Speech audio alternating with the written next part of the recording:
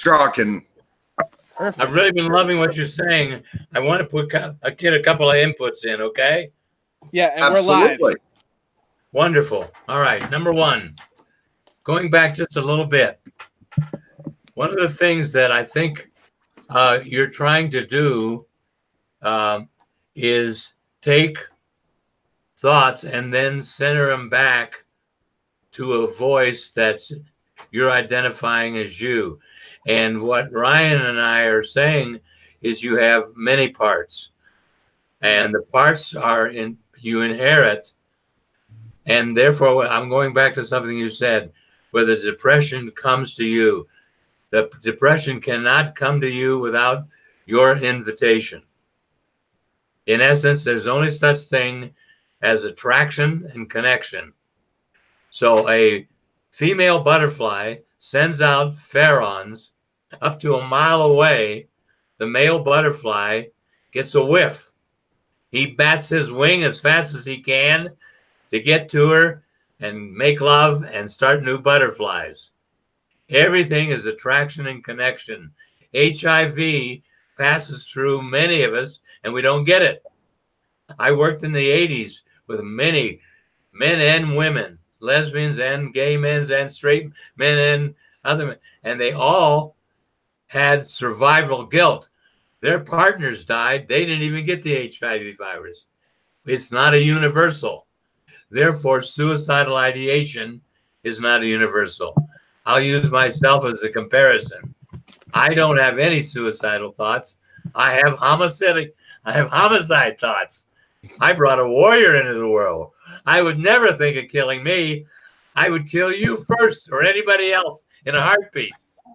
I've wrestled my whole life with the phenomena that I would never let unleash the warrior, okay? So my stories are different than your stories by what we brought in. Suicide ideations are a genetic phenomena, and we first discovered this in the 1960s when a major study out of UCLA found out that there are all kinds of things related to genetics and suicide by tracing back through the family history, etc., etc. There are some people that come in with strong genetic suicide that kill themselves long before they're through their teenage years. That part simply takes over. Now, I'm going to cut to something else. You're absolutely right. You never wrestle with a suicidal ideation, wherever it's coming from within one part of you. That's a waste of fucking time. Yeah. I am 35 years clean and sober this year, okay? I have the same compulsion to take a drink right now as I had 35 years ago. The cluster of genes devoted to my drinking alcohol is huge, but it's not only to drinking alcohol. That's why I don't like the term addiction. What it is I have extremely compulsive driver. I'm going to give you the way I've lived. Okay, number one, if you can't run with a big dog, stay on the porch. If you don't live on the edge, you're taking up too much fucking space. All right? And anything worth doing is worth overdoing. I've got a whole history of carrying every of those out. I actually lost a woman because at the end of our 5-year time of having fun during dropout, she came to me and said, "You love the mountains more than you love me." Mercury, she wasn't right in that sense of what I loved. But the truth of the matter is, if you talk about behavior, I was spending more time in the mountains than I was spending with her in quality time. And she left me for a Colombian. She was right. I never did that again.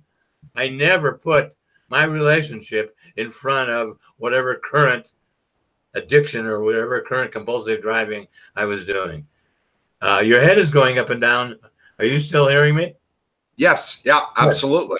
Wonderful. Now, my son has got 33 years this year. He lost his compulsion 2 months after he stopped drinking. I almost died 4 years ago with a major 3-way bypass. Okay? I want to show you, like you, how strong. Mine now, my drinker is very sophisticated. I wake up under the anesthesia.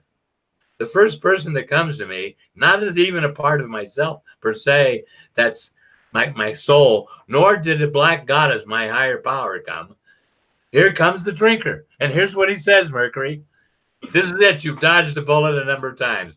You almost killed yourself 12 times by falling off cliffs, avalanches, huge surf, fast cars, on and on and on. And this is it. We're moving to the ocean. We're getting a dog. We'll walk the dog till noon every day. Nobody will know where we are, not even our kids, grandkids, great-grandkids. Nobody. We'll get up every day, walk the dog. At noon, we'll get a gourmet meal.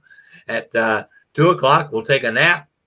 At 3 o'clock, we'll get up and we'll start drinking. We'll never get a DUI because we won't leave the house. We'll never get a disorderly because we won't leave the house. We're not disturbing anybody. There's no fight to get into. There's no love to make made. There's nothing. And so we'll do it again the next day. Now, I'm so long in dealing, and here's the point you made that's absolutely right. No part of my drinker keeps me sober. Not one bit of him. He doesn't want to be sober. And when I tell you that story, isn't that a great story? I mean, isn't that imagine? What a great offer. Move to the ocean, have a great morning, and drink. I mean, it's like I never had a bad drink. All the years I drank, never had a bad drink. Now I'm going to show you why we're all different. I also have a scientist. I also have a teacher minister. I also have one who went and studied brain physiology. Here's how I drank after I went back to drinking. Here's what happened. I drank at 18, immediate love affair. I was an alcoholic, full-blown, like my father and like my brother was developing and like my grandfather already had. Both sides.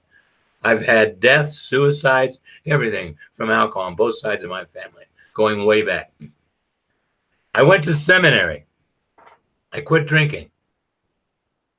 I went along a number of years. Then I started drinking, thinking, oh, I can be a social drinker. Wham! Hit it. Here's what I did, and I'm not proud of it because it kept me for more years of sobriety. I drank under control. I drank like a scientist. I drank 2 drinks, got the buzz, then only had 1 drink every 2 hours. Never hang out with sloppy drunks. Never hang out with guys that can't control drink the way I did. I only hung out with other scientists. We stayed up all night. We never got drunk. When we were ready to drive home, we didn't take the last drink for 2 hours. We let the 2 hours go by from the previous one. And then we drove home because we're sober. The liver and the kidneys. Now, any alcoholic listening to me, please don't do this. It was a fucking waste of time. One day in 1984, I woke up and said, this is bullshit. I spend more time trying to protect my right to drink than the beauty of sobriety. Give it a fucking rest. Walked down the hallway, went into my buddy's office and said, will you be my sponsor? And I haven't had a drink since November 14th, my daughter's birthday, 1984. Now, what happens is we come in with all these different genetics. Thank God, Mercury, you came in with a strong will to live, or you would be dead. Oh, yeah, yeah. You have a part of you that says no. And the part of you who wants to live is the one that keeps you alive. And the part of you that loves life. And the part of you that loves your brothers and sisters in this world. And the parts of you that, I mean, you're a really bright man. I just listened to you a little bit. And I saw one of your other tapes, by the way. And I want to honor your brightness. Your intelligence keeps you alive. Okay? I don't mean to be brutal, but dumb people with alcohol die sooner. That's a sad truth because they don't have that intellect. Like I was lucky enough to have the intellect to say, oh, you want to be an alcoholic? Here's how you do it. You set out the side.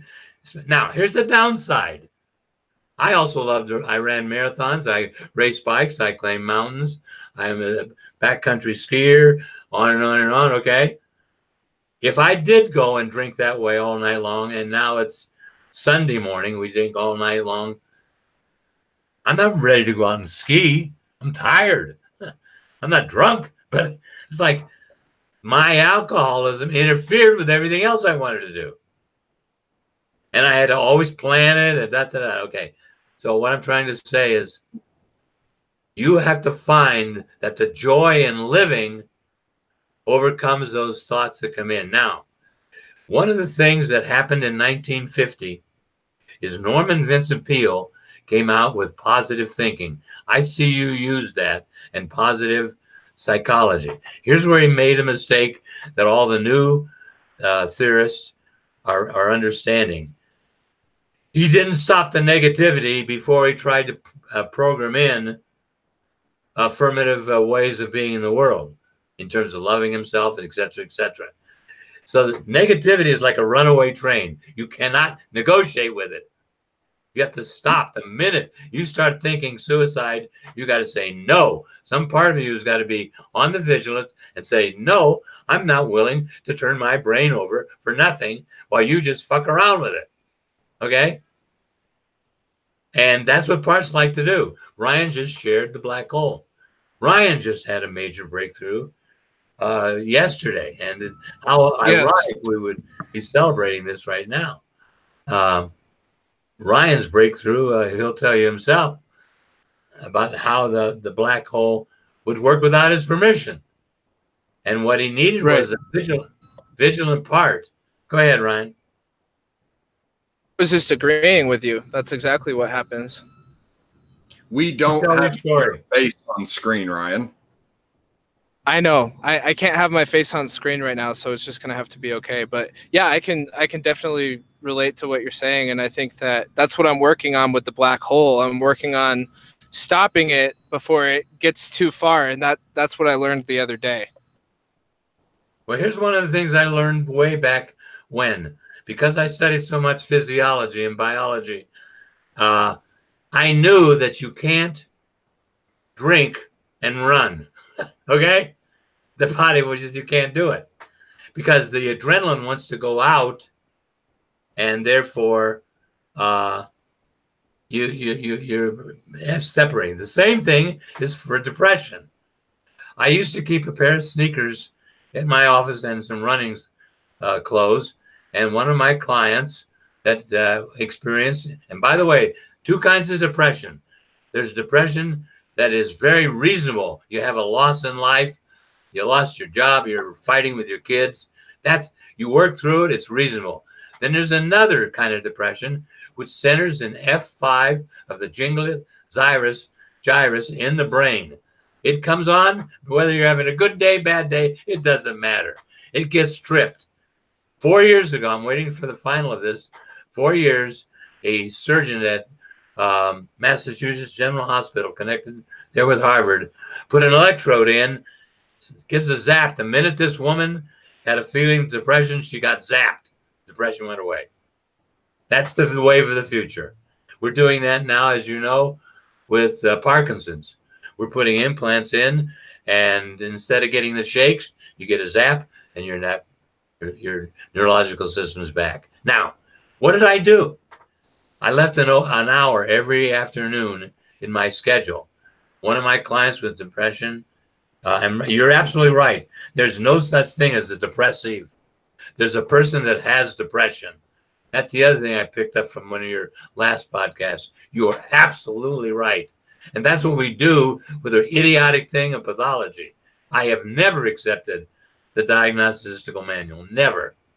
I've always been on the basis of genetics and life reaching it and how that comes about. Okay?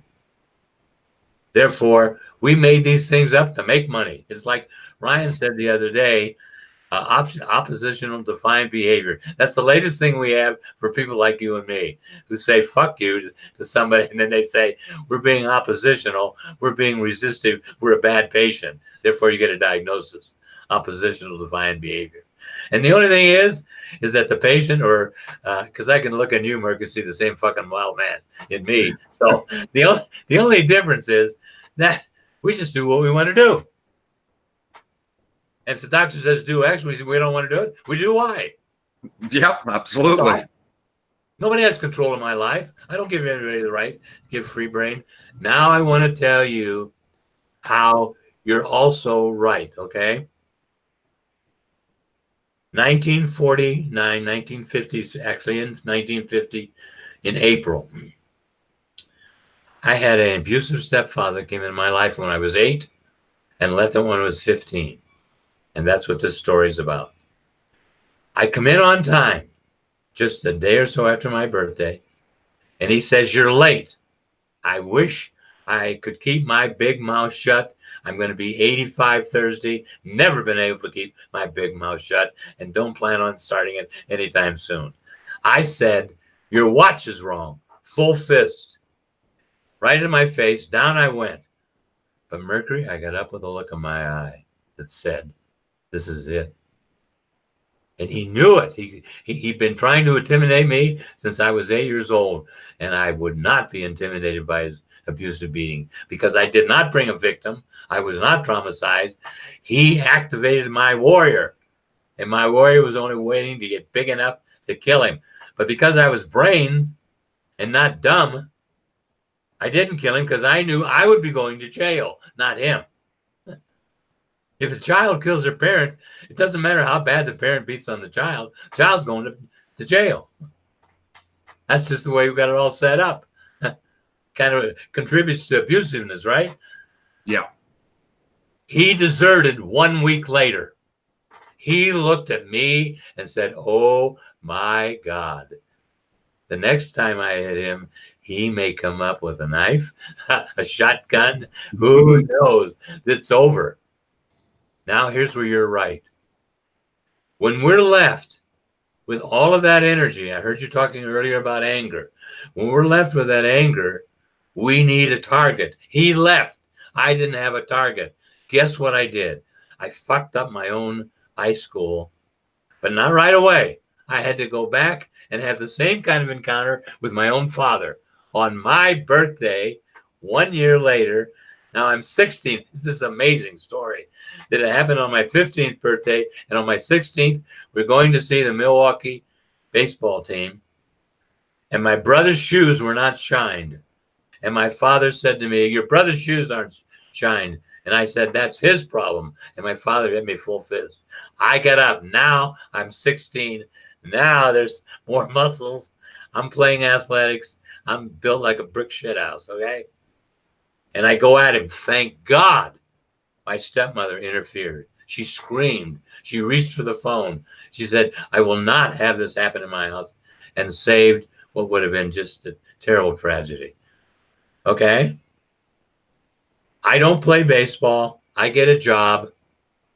In June, I get on the bus. I'm going back to California. I'm ready to live on my own. My mother's living with my grandmother. She still can't afford me. We're talking dirt poor. You know, her job is just enough to keep the two of them going. I'm willing to go out, okay? Which I do within 6 months. But the difference is, here's the bus station, Mercury. My father's crying, saying, "I'll never see you again." And inside my head, I'm saying, "You right, you dumb son of a bitch." But on the outside, I'm patting him on the head. It'll be okay. The 16-year-old is comforting the abusive father. Now, I went back to California. The only thing that kept me in high school, and that I didn't go to work right away, I played basketball. So I played basketball, and I gave up studying the minute basketball season was over. I don't know if you can relate to that, but fuck school. Yes, basketball, no school. Okay. So my senior year, I'm basically failing after basketball season. But that's not the only part of the story. I had a senior problems teacher at Inglewood High School in California. She didn't know when basketball season ended. I was signing my pass into May, and it's over in March. I was going surfing. She found out, and she came to me. But when she came to me, she said, "You better go pump gas. You'll never amount to anything." That's all she could see of me. 1 week later, I took the mock exam for English for all the California schools, because in 1952, if you went and signed up in September and they gave you the English test and you didn't pass it, you had to take what was called dumbbell English, for which you got no credit and had to repeat again, okay? They finally figured out that's fraudulent. You can't charge for something that you don't give something for, okay? So the idea is, I got the same score. I was 600 people in my graduating class. I got the same score as the valedictorian. The next teacher comes on the scene. She grabs me and shakes me. She said, I had no idea you were brilliant. You sat here all year long. I didn't see anything out of you. You're ready to be failed. You haven't passed enough tests to get a good grade. But I'm not having you on my conscience. You are going to graduate. And she said, you're going to take the final and you're going to write me a paper and I'm going to talk to the other teacher and I graduate. Now, here's where I was in the 600 graduating students, 595th. I was so far back by grade average, my mother got up to leave. She thought she was at the wrong high school. She literally thought I must be at the wrong high school. She no sooner gets up and they call my name. Now, you're going to love this part. There's 30 guys behind me. There's no girls behind me, but there's 30 guys behind me. They all are riding Harleys. They all got beers down to their belly button. And I looked back and said, I guess I'm really one of them right now. That's okay. It's a great group. I can hang out with Harleys. But I said, you know what? No. Now comes the very next week. My stepfather returns. He's dying of cirrhosis of the liver. He's about 2 months from death. He came to make amends to my mother. I looked at him and I said to my mother, I'm going to the ocean. I will not be home today. I'm going to my favorite surfing jetty. She said, what are you going to do? I said, I am going to cry all night long. I've carried this anger, looking for a place to put it. And it was him, and he wasn't here, and I fucked with my life. I came home the next morning, and here's the thing that I think is really important to all the stories I've heard from you.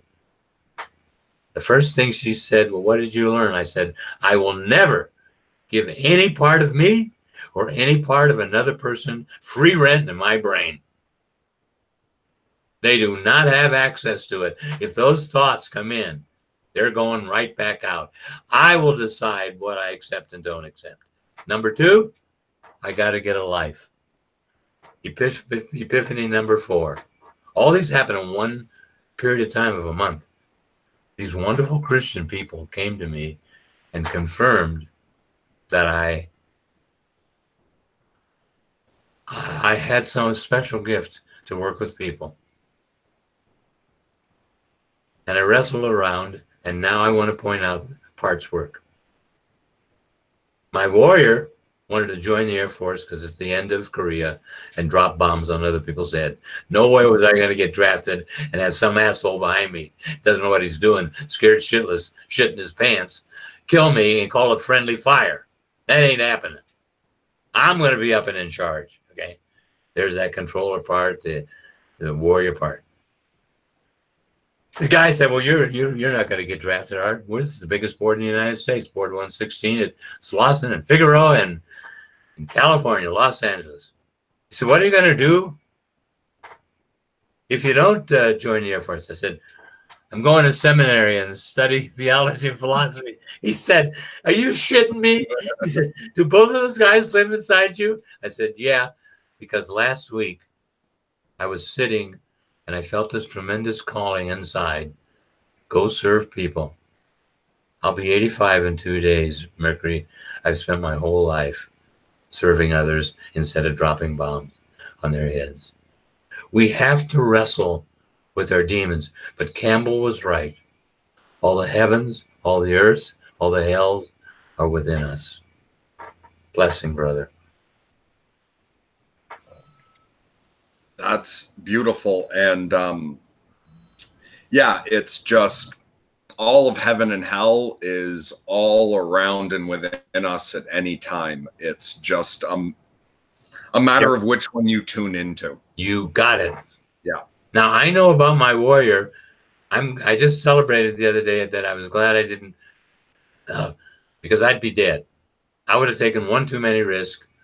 There'd been one too many other plane in the sky, and he'd have shot me down. I just wouldn't. Okay, now, because that's how warriors are. We put ourselves right in there. Now, I would like to offer an invitation. Ryan, you there? Yeah, I'm right here. I'm right here. I'm going to offer an invitation, but you have to decide to do it. How about you're doing Mercury's mandala? Yeah, well, actually, Mercury has identified a lot of his subpersonalities already. That's not what I asked you. How would you like to do it? Yeah, absolutely. That's Mercury. That would be great. That's Mercury. I'm the wedding minister right now, so I'm wedding you two. You got it? Okay, Mercury, you decide with Ryan. I'm going to drop out of this now. You decide with Ryan whether you want to work your mandala, find out the parts you brought in. Absolutely. And when I watched part 1, I haven't watched part 3 yet of what Ryan posted just yesterday, but I watched part 1 and part 2 that he put up. And just as soon as he started into part 1 and I saw both your mandalas there, I thought to myself, at some point when Ryan's not so busy, I should ask him to do that for me.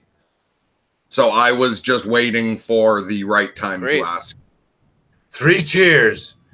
Now, Ryan, here's something for you. You ready? Ready. Can you put yourself up for a second?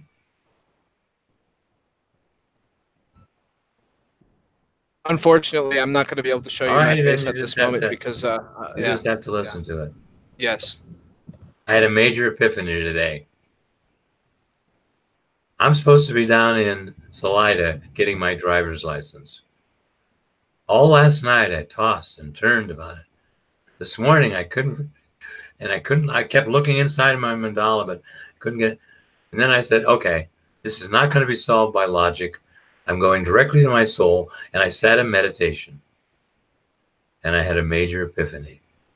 I'm going to Leadville tomorrow to get my driver's license. And here's why.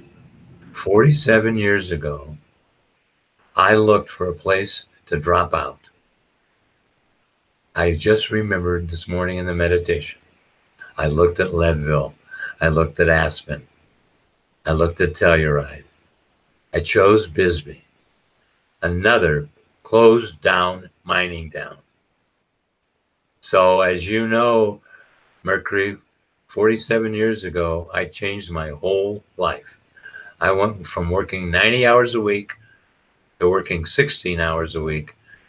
And I've held that for 47 years. That's the average. And I've had time to climb and had time to climb enough to lose a relationship. That all the people in there. But the other epiphany was I kept driving through Buena Vista to Leadville. From Leadville, I would go west to Aspen to ski, or I would go east to Breckenridge, or onto the Vail Group, or north to Steamboat, or to climb in the Gore region. And most of all, I went to ski Cooper. Here's the pun. Here's the joke in all of this. Ski Cooper is still a ski area that after you're 70 years old, you still get to ski for nothing. All the rest of them charge a bunch of shit. And they started on the day of my 70th birthday. I'm going to Leadville tomorrow to celebrate that I can go to Cooper and ski or snowshoe probably this day for nothing. But that's great. Isn't that amazing? I've been just walking around, and then the minute I said that, I called you, Ryan, to celebrate with you, and you're on this podcast. I thought, oh, you can't make this shit up. This is too good to happen. I've been wanting. Isn't that great?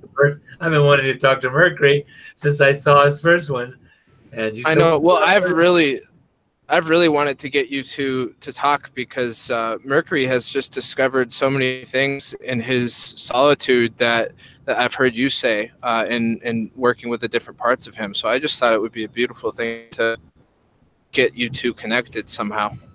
But you can't make it up. I mean, that this It just synchronistic happened. event would occur at this time, right now, under all the circumstances, is absolutely amazing. And guess what, Ryan? What's that? I'm leaving this conversation to go put up a trademark for Center for Creative Choice, and you're on it. Be on it. Wow. I'm That's going to amazing. trademark in Arizona. I mean, in Colorado. So I'm beginning once again after 47 years ago, dropping out. I'm getting my driver's license in Leadville, Colorado. Wow. My blessings upon you, dear Mercury. Thank you for listening to me. Thank you for letting me interrupt your time with Ryan and any other listener. It is a real blessing to meet you, brother. And I hope we keep our lines of communication open. Yeah, absolutely. I'm so glad you turned up today. I love you, and I'm looking forward to interacting more. Absolutely. And congratulations, Ryan. Thank you. This is amazing. Wow. Thank you, Raj. Goodbye, guys. See you later, Bye. Raj. You want me to stay on, Ryan, for any reason? No, you can go ahead. That was beautiful. That'll open it up for other people, okay? Okay. Sounds good. Bye. See you, Raj. Bye. So what do you think, Merc? That was a wonderful little surprise. Yeah, I think this is great. Also, just to point out to you, you didn't know whether to come on or not at all, like whether to bother. And what you were doing was just opening up and sharing a deep part of yourself, something that isn't easy to share. And you weren't looking to get, like, you weren't expecting Roger to come on. Even when you asked me if I wanted to talk, I told you I was really tired, didn't have a lot to say necessarily, and you just opened up to share a sensitive part of you, and that opening up just manifested this really wonderful series of synchronicities in the moment. Yeah, it is amazing, isn't it? Wow. Yeah, and I'm touched to see Roger reaching out and talking to you, and even seeing your brilliance and noticing all the gifts that you have in just brief encounters. I thought that was really amazing. Yeah, today's a good day. It really is. Yeah. So I think we had one question in the chat about long-term depression, but I'm not able to read the chat right now, unfortunately. So I can't see it either. Yeah, so I think there was something in there about long-term depression, but I'm sorry, whoever wrote that in, I'm not able to pull that up. What else, Merc? Is there anything else before we end this? No, I don't have anything in particular. And yeah, if that, or if there's any other really important questions that we see later, maybe next time we pop on, we can address that.